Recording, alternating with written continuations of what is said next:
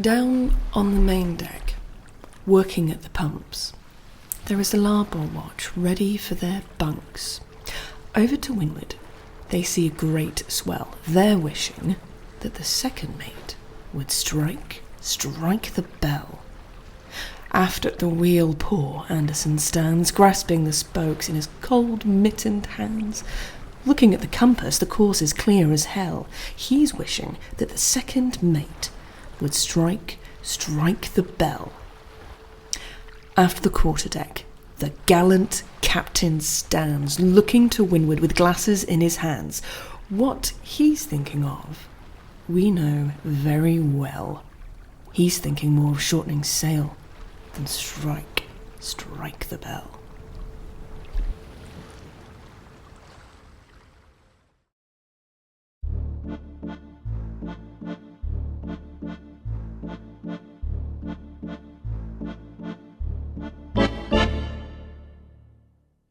Hello and welcome to The Bad Spot and episode 6 of the Last Starmarked, my Sundered Isles campaign.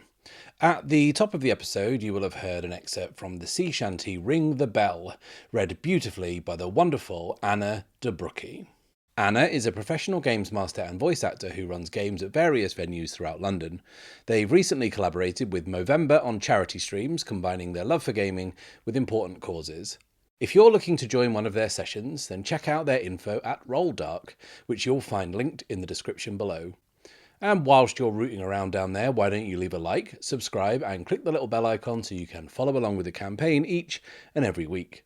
These things are really important for supporting the channel and supporting what I do, and if you really want to support the channel, then why not check out the Bad Spot Patreon. There you'll get early, ad-free access to all episodes, exclusive behind-the-scenes content, and your name on screen like these lovely people.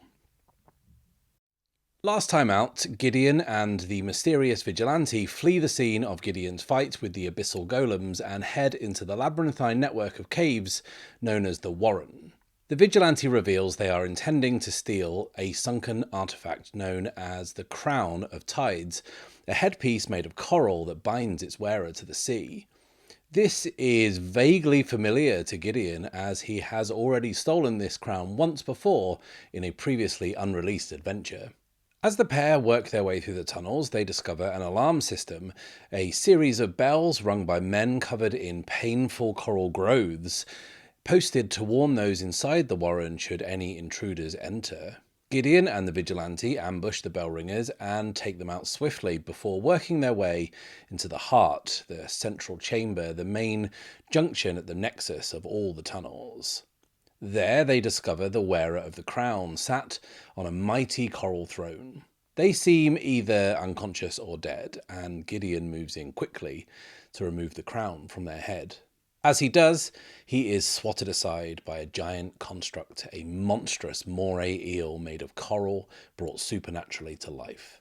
It ensnares him as the king on the throne wakes, laughing maniacally as the bells ring in the distance. So that was a bit of a cliffhanger, and it's been made worse by the fact that I dropped it and then went on holiday and then got a very short notice commission. And then also had like the busiest period of my day job all at once. So I'm really sorry that you had to wait so long for this next part. I feel like that was wrong of me, frankly. And yeah, thanks for all your messages kind of nudging me to say, hey, are we going to find out what happened with this eel? Because yes, we are about to find out what happened with this eel. But before we do find out, and before we kind of dig into it, we need to have a look and see if we've got anything left over from the last episode in terms of progress to mark. So let's have a look at the move Reach a Milestone. And I don't really think we do. Now, we're in this pickle as a result of a miss, and we're going to have to kind of overcome this obstacle before we can get cracking on with the rest of the quest. And I just want to show you guys that, like, I am like checking in on my vows. I have changed. I am looking to mark progress and remember what I'm doing. So, with that tiresome nonsense out of the way, let's begin.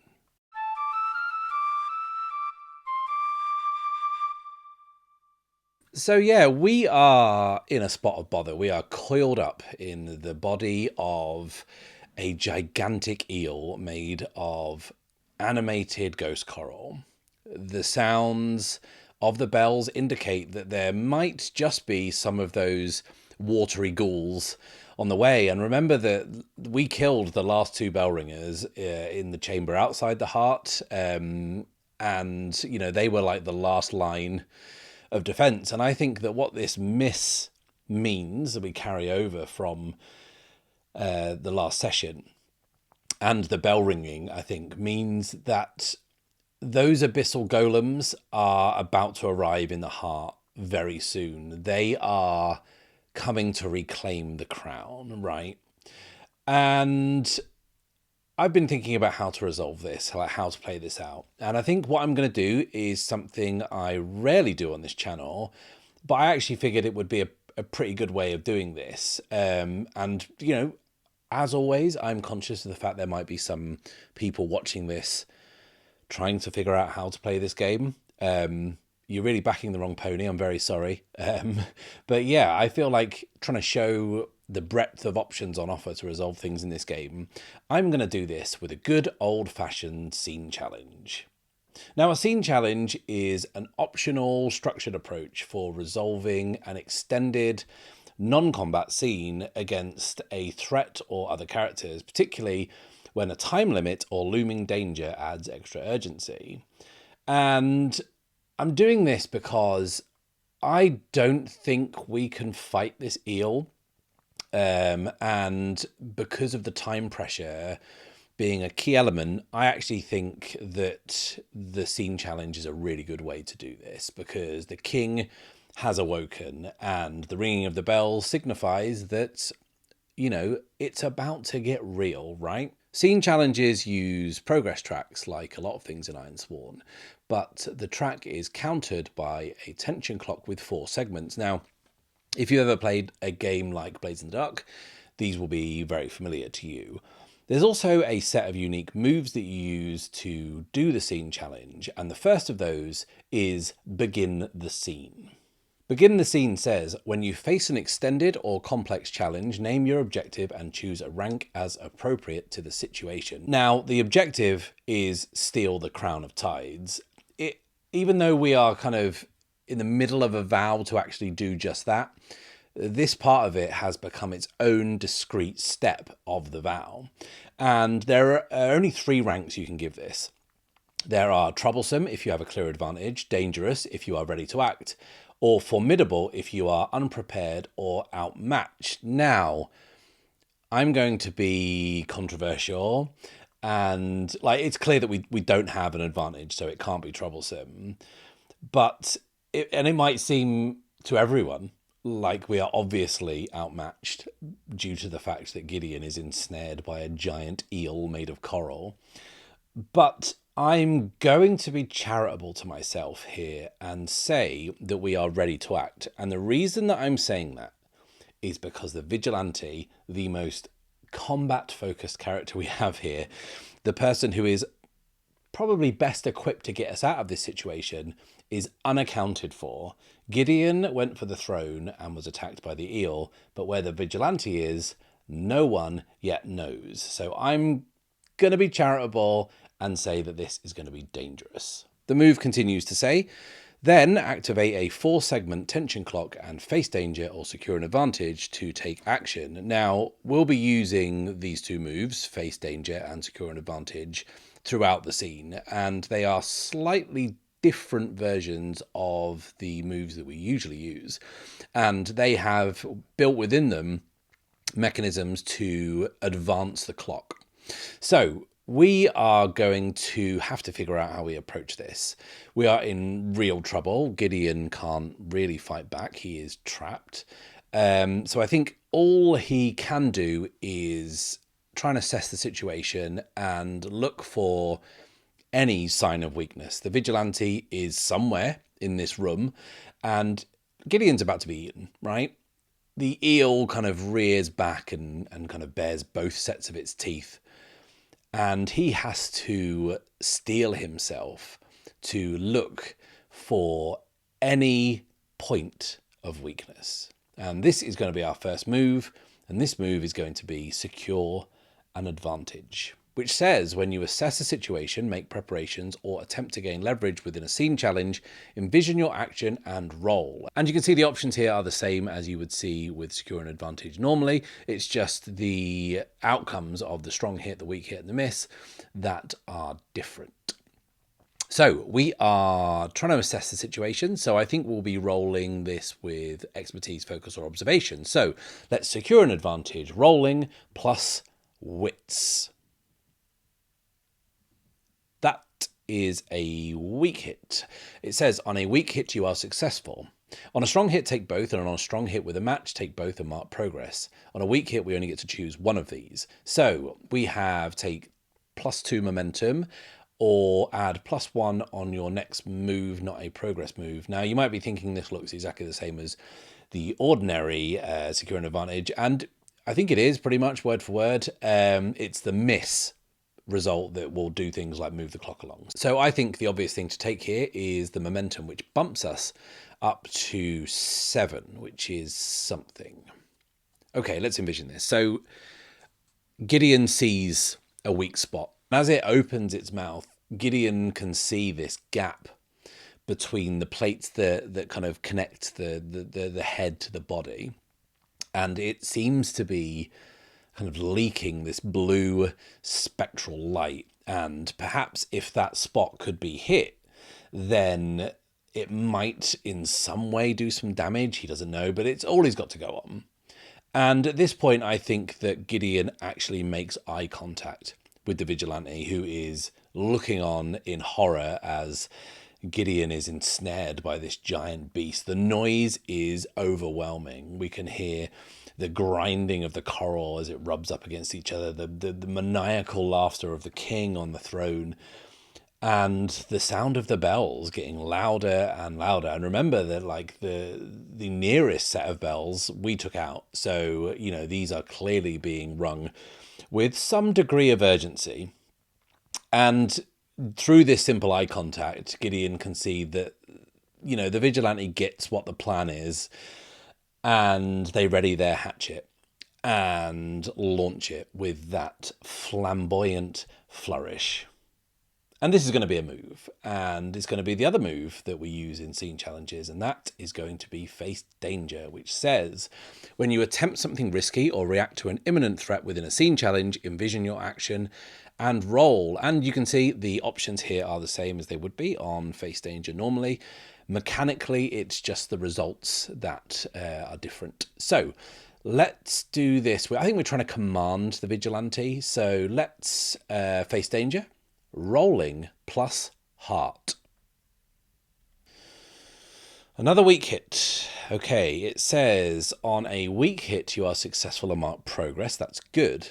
But also encounter a complication or setback. Envision what occurs and crucially fill a clock segment. So progress. This is dangerous, so we get to mark 2 boxes.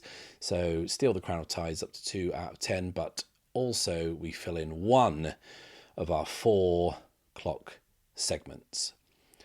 So I think that as the hatchet smashes into the kind of the join of the neck here, the eel instantly drops Gideon and starts to kind of coil round and search out the vigilante, search out the one person who is capable of doing anything. And I think this kind of complication here is the fact that our cover is blown, the element of surprise is gone, like our cards are on the table, the king and the eel know where both of us are, and as a result are going to find us easy to deal with. But I think feeding on from the miss last time, but it feels appropriate that if Gideon is going to be picked up and ragged around by a giant monster made of coral, then I think I need to take a hit to my health. It's probably something I should have done at the end of last session, but I'll do that now. Let's bump our health down from 5 to 4. As Gideon hits the deck, he looks up to see the king is now standing, almost orchestrating this hunt for the vigilante. The eel is coiling around the pillars and searching them out. The bells seem to be fading away. What that means, who knows? But they weren't as loud as they once were. What is still deafening is this awful rasping laugh from the king that echoes throughout the chamber. And Gideon knows that their only chance of getting out of here is the vigilante. He needs to buy them some time. He needs to run interference. He needs to, in some way, distract the eel, I think. So this is going to be a move. This is going to be face danger again. But this time, it's going to be using deception, stealth, or trickery. So let's face danger, rolling plus shadow. That is a miss. It says on a miss, you fail or a momentary success is undermined by a dramatic turn of events. Fill a clock segment and pay the price. We are halfway filled on our clock here. And I think that what happens here is Gideon kind of tries to wave his arms and get the attention of this giant thing as it starts to kind of corner the vigilante, but Gideon is just swiped out of the way with a kind of a waft of this thing's tail, and he is launched across the room and smashes into one of the, is it stalagmites or stalactites, whatever the one that comes up from the floor is. He smashes through one of these kind of coral spires that are kind of growing out of the floor. And I think that the pay the price move here is going to be another hit to our health. I think that was really painful. So we are down to 3. I'm not going to try and roll to resist that. I think that is wholly appropriate, that we got what we deserved there.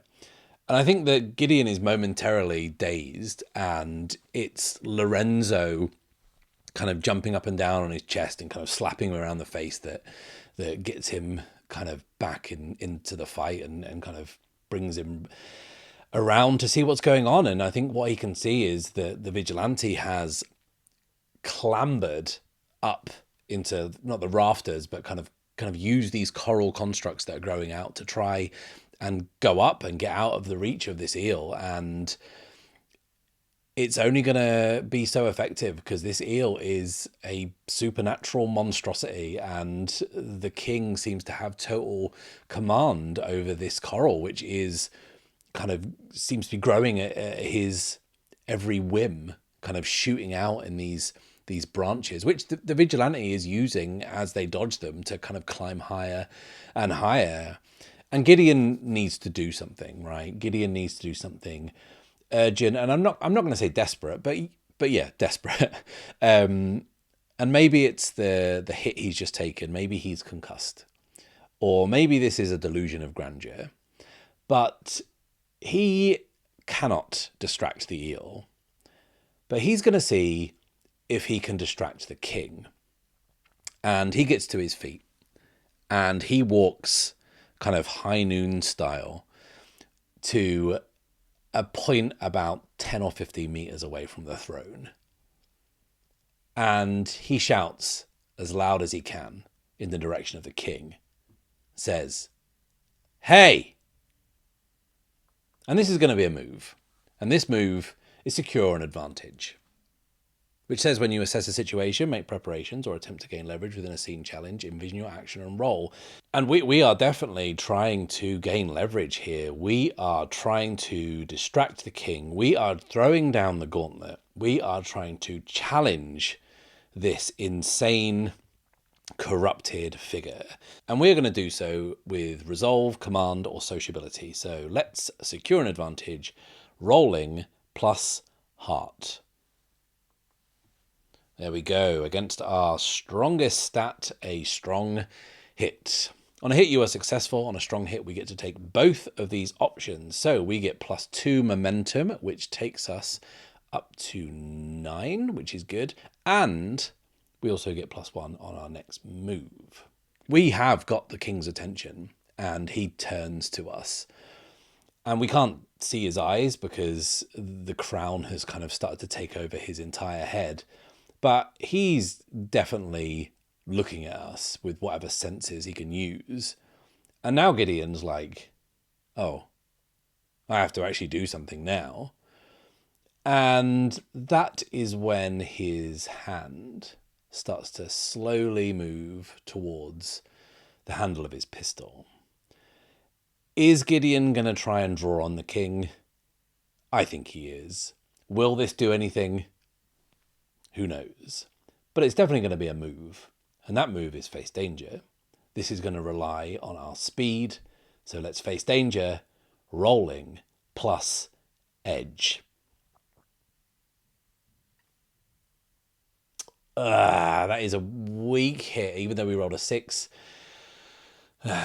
we can't beat those challenge dice. We do get to mark progress with the weak hit. We're up to 4 out of 10 now on Steal the Crown of Tides, but the move also instructs us to fill a clock segment, so we are 3/4 of the way through this. Gideon draws, and as is the way when Gideon ever fires his pistol, his eyes are closed. But his aim is true, I guess, and he hits the king in the shoulder, wings him, and splinters of coral kind of fly everywhere. And as it does, shafts of light kind of fly out from the wound, and the king slumps back onto the throne, and the whole room shakes as more and more coral starts to form. These kind of spears jutting out from the floor, kind of rounding on Gideon, forcing him back. And the eel turns towards him again. Has he just bought the vigilante a shot? Well, we're going to find out, but first we're going to have to evade all of this coral that's coming towards us. So we need to dive out of the way. So it's another move. It's going to be face danger again, and it's going to be once again relying on our mobility and agility. So let's face danger, rolling, plus edge. Oh my dear, that is a miss. It says on a miss, you fail or momentary success is undermined by a dramatic turn of events. Fill a clock segment and pay the price. Now, unfortunately, we can't burn our momentum here to make this a strong hit, but I think we're going to end up filling the final segment of the clock anyway, no matter what we do. So we may as well burn the momentum to make this a weak hit, so we can at least take some progress with us. So we'll do that to reset our momentum back down to 2 and make this a weak hit, which says you are successful and mark progress, but also encounter a complication or setback, envision what occurs, and fill a clock segment. We then go up to 6 out of 10 on the progress track, and the last section of the clock is filled in. Now that triggers the last move of a scene challenge, which is called Finish the Scene. And this is a progress move. It says, when the scene challenge tension clock or progress track is filled, or when events lead to the scene's conclusion, roll the challenge dice and compare to your progress. So obviously the clock has filled up before the progress bar, which means that whatever that represents has come to pass. We are going to have to roll against this with only 6 progress, which is statistically better than average, I guess. But yeah, this ain't really what we want here. So let's make the move, finish a scene. Let's roll the challenge dice and compare to our progress of 6. Yeah, okay, that could have been worse. A weak hit, I'll take that. It says, on a weak hit, you succeed, but not without cost. You must pay the price and make this a minor cost relative to the scope of the scene. So as Gideon is evading this coral, he is dashing between the pillars, Lorenzo in tow, kind of clambering over them. He is dodging these shards of coral that are bursting out from the floor. Lorenzo is swinging between them as they kind of jut out. The bells have long stopped ringing, and the entranceway that they came through darkens as dozens and dozens of lumbering forms come into view. They have that same pale-skinned, rubbery-fleshed look. Their eyes are black voids. They are searching out the crown. Within a matter of moments, the room is beginning to fill with abyssal golems. The king commands his defender, and the eel starts to tear through this horde, each one bursting into a shower of black water as the eel gnashes with its teeth. But they keep coming and coming and coming, and they start to overwhelm the great beast. They are beating at it with their fists. They are clawing away great chunks of coral as they try and subdue it so they can attack its master and reclaim the crown. And Gideon and Lorenzo are caught up in all this chaos. They are dodging the lumbering golems and ducking out of the way of the eel's mighty body as it thrashes around, while also trying to evade the shards of coral that are shooting up from the floor. The eel rears up from under a mass of bodies, sending them falling to the ground, and makes one last attempt to protect the king. As it heads towards the throne, Gideon and Lorenzo dive out of the way, rolling to the side, seeing that just as the eel is about to strike, something else is coming. From up above the throne, from wherever they had been hiding, the vigilante is falling in slow motion toward the king. The white stingray mask covering their face, their cloak billowing behind them as they fall dramatically, hatchets aloft, ready to strike. Gideon and Lorenzo are thrown aside by the eel's body as it begins to fragment. There is a piercing shriek followed by the deafening sound of cracking all around them. And the next thing he knows, Gideon is underwater.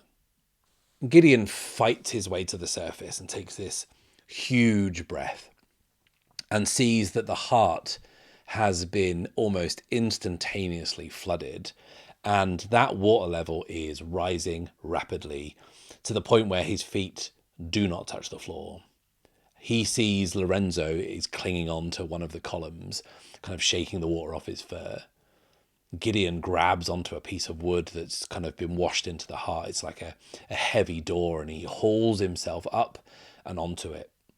Lorenzo hops down and joins him as they try and assess the situation as they scan the room. There is no eel, there is no laughing king, and no golems. There are hunks of glowing coral dotting the surface of water, and they are being buffeted by a mighty raging torrent. Massive segments of coral are falling down from the ceiling all around them, and he paddles towards the archway on the other side of the heart as Lorenzo shrieks, pointing out something, pointing out a form floating face down in the water. It's the vigilante. And they're moving fast, but not too fast that Gideon can't grab them and haul them up onto the door. And they roll them onto their back and can see that they are unconscious. But the gills on their mask move weakly to indicate that they are still breathing. And that's when Gideon notices that they are also holding something in their grip. It's the crown of tides, with the king's head still attached. Now more coral stalactites fall, and they need to get out of this room. Gideon grabs another piece of detritus and uses it to find the bottom and push them out of the heart and further into the warren.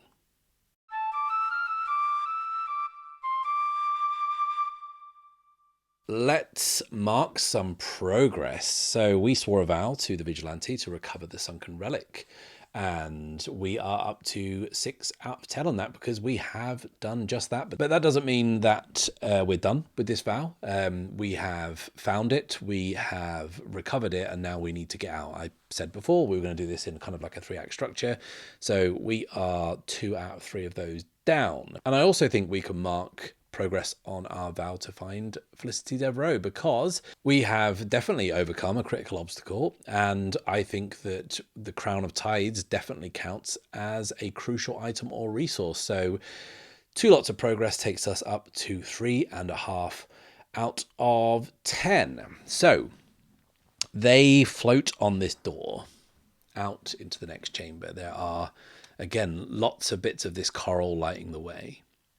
And I think in terms of paying the price and in terms of a complication, I think the vigilante being unconscious is like good enough because they were our guide and now we're going to have to navigate our way out. And I've made videos on this, but like if you want a good example of learning how to fail at something or, you know, how to fold in a complication, doing something that means that the next stage is going to be more difficult narratively is like just a very easy way to do that. Like instead of having to make a one roll with the setter course, which means, you know, following a route that you know, which we could have done had the vigilante still been conscious, that's now off the table. And instead of being able to resolve this in one roll, we're going to have to do the opposite, which is the move undertake an expedition, which says when you sail an unfamiliar route through perilous seas, find the way across hazardous terrain, or explore a mysterious site, give the expedition a name and rank. And this is far more dangerous than set a course, or has the potential to be anyway. You've got to roll the dice so many more times. This is going to be Escape the Warren is going to be our kind of expedition name. And I'm going to make this troublesome. So we'll have kind of 3 segments to this. Then we have to envision our approach. And I think that because we don't know where we're going, we don't really have much more of an option other than to do it kind of carefully and vigilantly. So let's undertake an expedition rolling plus wits. Okay, that is a strong hit. It says on a strong hit you reach a waypoint, envision the location and mark progress per the rank of the expedition. So already we are up to 3 out of 10. This is going swimmingly. Now in terms of envisioning the location, Sundered Isles has a whole bunch of oracles that are specific to caves, which is really handy because we're in a cave network, right? So we can look up what kind of cave we've got. So we've got an inland cave, and let's ask the oracle what we discover. 37 is a trail of scattered coins.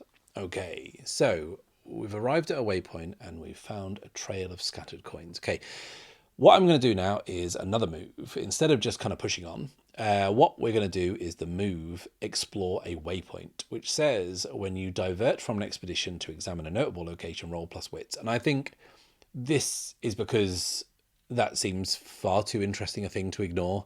Gideon, like I said before, has magpie tendencies, and something shining in the dark is, irresistible. So let's make the move. Explore a waypoint, rolling plus wits. Ooh, back-to-back strong hits. Very nice.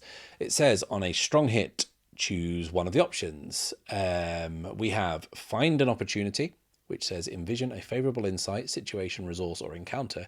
Then take the momentum. 2 of those. Nice. Or we have a choice of gaining progress, which is, this is a not actually that straightforward a choice because wanting to get out of there is important, but then also coins. I'm going to go with the former. We'll take the momentum. Also, we were down to 2 momentum, so we need a boost. So put us up to 4, and then we get to envision a favourable insight, situation, resource, or encounter. So I don't really want to have an encounter here. I think resource-wise, they're coins, but they don't really mean anything. So I wonder whether we could gain some insight here. And looking at the oracle for opportunities that you can find in caves. There is one that just says, it just kind of jumps out at me and makes sense, I'll pick it. It says, advance warning of a danger. And I think that will help tie this into why we're here and what we're doing. So let's envision this. So they are floating along quietly on this kind of makeshift raft. And as they head into a tunnel that Gideon has kind of randomly picked on the basis that it seems quiet, but they're all quiet, he doesn't really know where he's going. And they head into this tunnel, and they get halfway down it, and there is this kind of shelf. And Lorenzo hops off the raft and starts to run along this kind of narrow shelf. It's maybe just like a meter or so wide. And Lorenzo starts picking something up and kind of giggling wildly. And Gideon can see that there is something glinting through the gloom. And as he follows Lorenzo, he sees that he's picking up coins. And Gideon follows Lorenzo, watches him pick them up, and sees where the trail leads. And Gideon sees it before Lorenzo does. That trail of coins ends at a body. Gideon brings the raft to a halt and rolls the body over, and can see that it's a young man. Their neck has been broken, or their windpipe has been crushed. And Gideon has seen a person dead like this before, very recently, in fact, in the shape of the apprentice that was killed on the roof of Whitlock Manor by Felicity Devereux. And Gideon can assume that this is the guide that she paid in Fool's Rest. And the coins are what she gave him. And the guide got her as far as this point. And this must be where she decided that either his services were no longer required, or maybe he asked too many questions, and she ended him. But Gideon knows that this is valuable information. Felicity came this way and got past the king somehow, and is probably still alive, even though this guide is not. And this insight definitely counts as progress on our Reach a Milestone move. This is gaining meaningful insight. So we are now up to 4 out of 10. Okay, we need to get moving. This is an ominous sign, and we kind of don't want to linger here much longer. So we are going to make the move, undertake an expedition again. But this time we're going to be moving a little quickly, perhaps spooked by what we've seen. So let's do so. Rolling plus edge. That is a weak hit. It says on a strong hit, you reach a waypoint, envision the location, and mark progress per the rank of the expedition. So we do that, we go up to 6 out of 10, but we didn't roll a strong hit, we rolled a weak hit. It says, as above, but this progress costs you, and we can choose one of the options here. We can suffer costs en route, either 2 -1s or a -2, or we can face a peril. I think we'll always go for the peril. I think mechanical penalties, are kind of clear and easy, but I think perils are more interesting. So what those are, who knows? Let's ask the Oracle. We also have a Cave Perils Oracle to roll on, which is handy. So let's see what it throws up. 64 is Spectral Manifestation. Okay, so we enter a new chamber, and it's low ceilinged, and the coral that has been lighting their way, and I think that maybe Gideon's picked up a couple of bits and put it on the raft, almost like they're kind of headlights that he uses to kind of search out and see where they're going up ahead. They suddenly go out, and they are all plunged briefly into darkness. And Gideon starts to panic. And then the water below begins to glow. And Gideon looks over the edge of the raft into the water, which now seems to be crystal clear and really deep. And he sees this orange glow in a very unusual shape. It's a spiral-like pattern, almost serpentine. And he recognizes it as the pattern of his tattoo. And it burns intensely. And then the silence is broken as he hears one word whispered in the dark. Gideon. And he is brought back into it by Lorenzo pulling his sleeve. There is nothing glowing under the water. The coral is still very much lighting the way. There is no voice, nothing. Just the sound of the door quietly creaking as it floats along the water.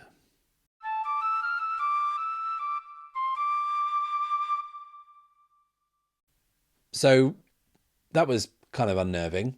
And I think that as a result, Gideon is going to want to move on quickly, but I don't think he is going to try and do it as fast as he can. I think he's going to try and do it as surreptitiously as he can because he doesn't want to disturb or attract the attention of whatever that was. So let's undertake an expedition, rolling plus shadow. Okay, that's another weak hit. So we get to mark progress. So we're up to 9 out of 10, but the weak hit does mean that we have to either suffer costs or face a peril. And I know that I just said that perils were more interesting and I'll always do those, but I actually think that the mechanical penalty here fits quite nicely. I think that that voice in the dark, the shape of the tattoo glowing in the water, has played on Gideon's mind quite significantly, and I think he's going to take 2 hits to his spirit, which I won't try and resist. So we go down to 2. Now, 9 out of 10 on our progress track. I think this seems like a fairly obvious time to wrap this up. So let's make the move finish an expedition, which is a progress move that says when your expedition comes to an end, roll the challenge dice and compare to your progress. So we have got 9 out of 10. Let's roll the dice.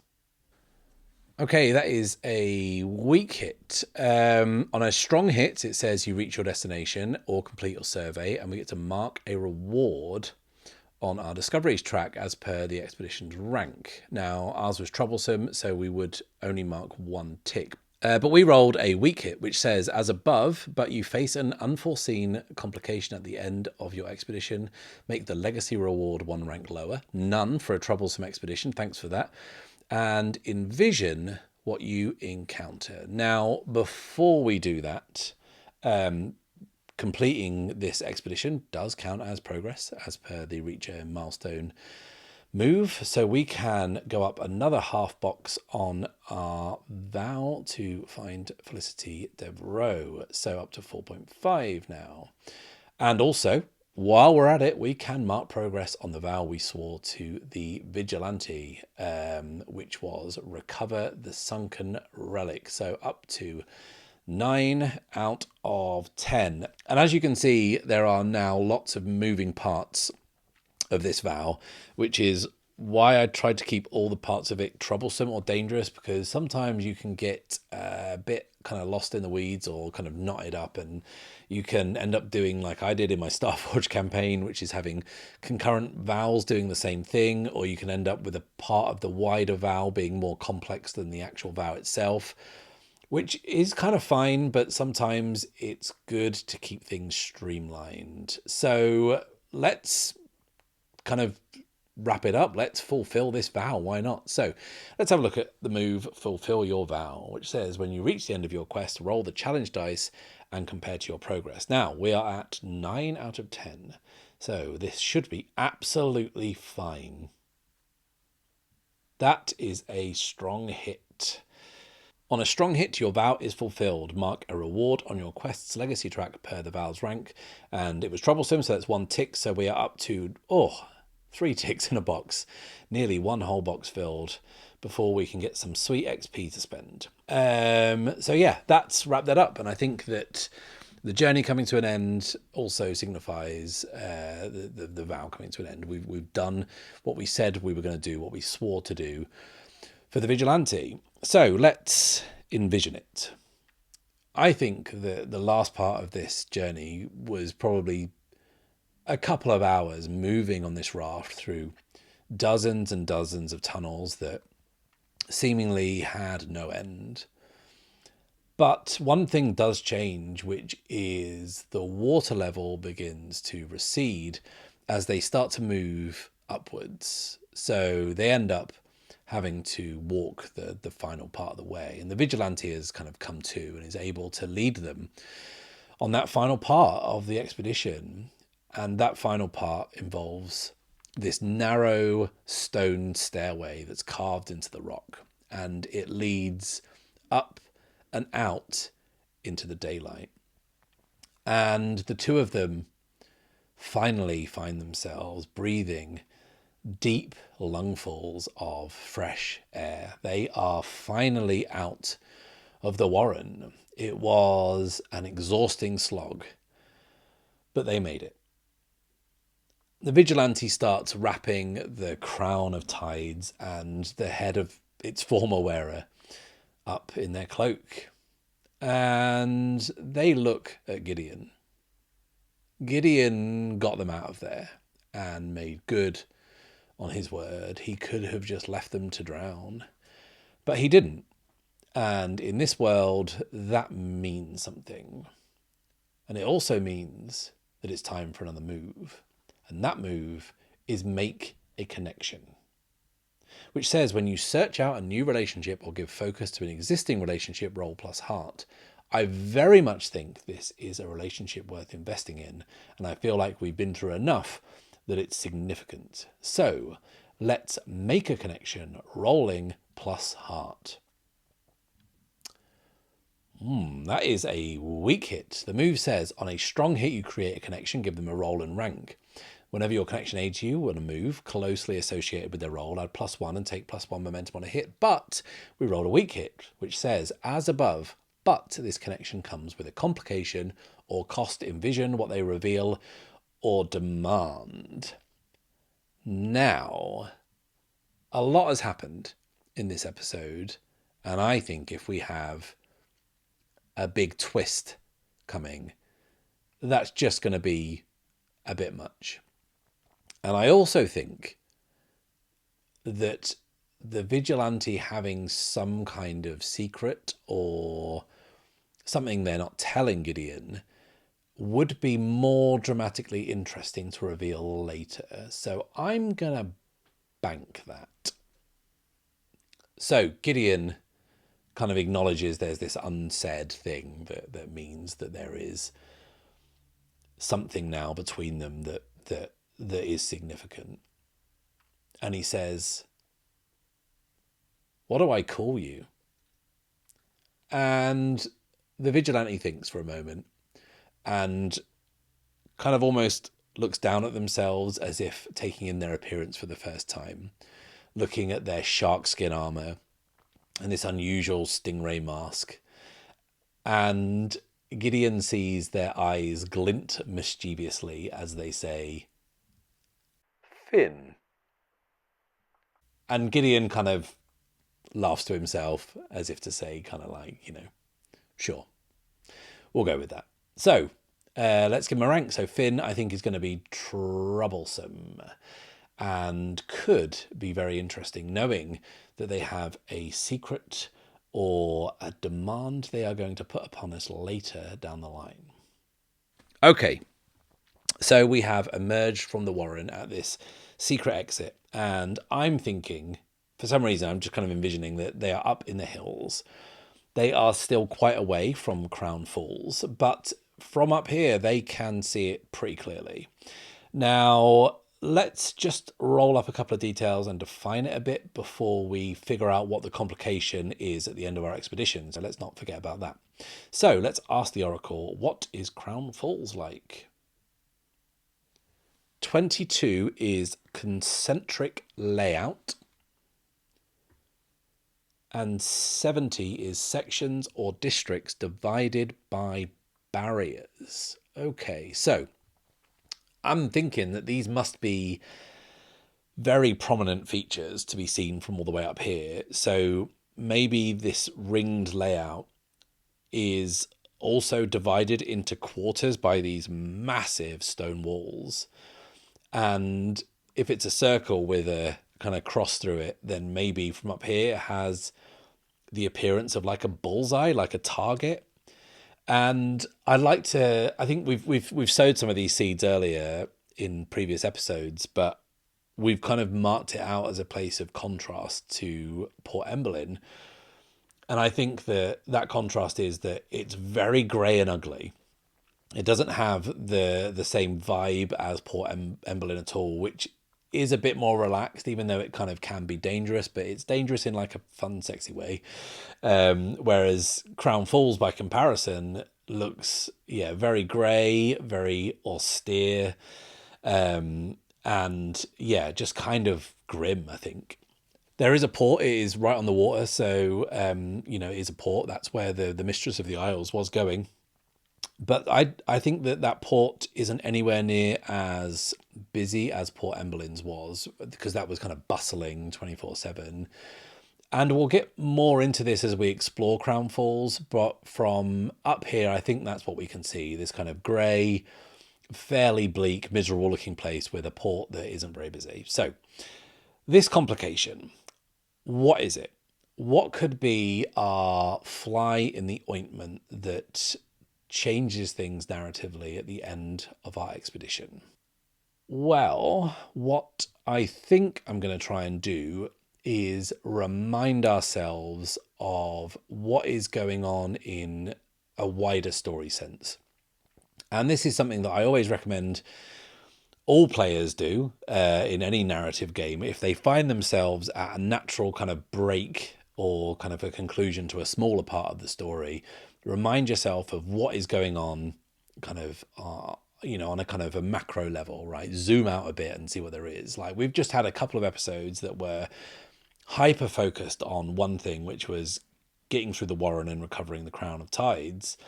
I think it's perhaps time to zoom out and remind ourselves of like what's going on in the wider world.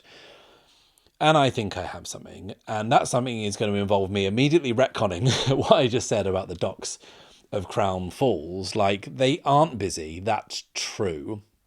But I'm going to say that they're not busy in a sense that there's hardly any ships coming and going. But there is activity there, and a lot of it. But what is noticeable is that perhaps a third of the dock is completely sectioned off. And Finn pulls out a short telescope and takes a look. And they only need to look briefly before they hand the telescope over to Gideon. And their eyes can't help hide a sense of real concern. And Gideon takes the telescope and scans the dock to see what's what. And can see that the section that's been kind of partitioned off has been done so with extensive scaffolding. And Gideon can see that scaffolding and the area around it is heavily guarded. But that is not what is most concerning. What's most concerning is that from up here, the two of them can see what people down in Crown Falls cannot. The scaffolding has been erected to shield something from view, and from this position, Gideon can see just enough of what that is. It's a craft, but not a craft made of wood and sail, a craft that you would see so ubiquitously around the Sundered Isles. No, this is a ship made of iron, and that is an incongruous sight. But what makes it more confounding is that a considerable portion of this strange iron craft seems to be below the surface. Gideon lowers the telescope. He looks baffled. Neither of these two know exactly what they are looking at, but we know that they are looking at a submarine.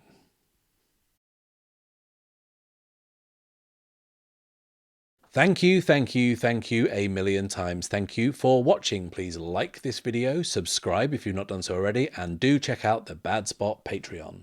I'll be back next time, but until then, it is farewell and safe passage.